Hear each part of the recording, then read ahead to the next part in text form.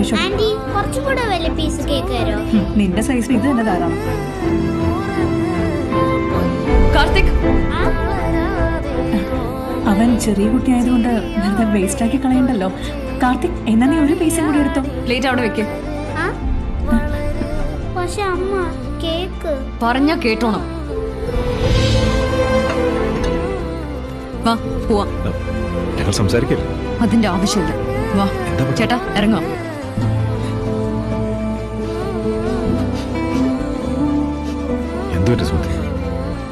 പിള്ളേര് കഴിക്കുന്നതിന് വരെ കണക്ക് പറയാൻ തുടങ്ങിയ എന്തുകൊണ്ടാന്നറിയോ? പണമില്ലാത്തോണ്ടാണ്. പണം ഉണ്ടെങ്കിലേ സ്നേഹവും ബഹുമാനവും എല്ലാം കിട്ടുള്ളൂ. സമ്പാദിക്കണം, സമ്പാദിക്കും. അന്ന് ഞാൻ തീരുമാനിച്ചു, ഫാമിലിക്ക് വേണ്ടി എത്ര റിസ്ക് എടുത്താലും അതിൽ തെറ്റില്ലെന്ന്.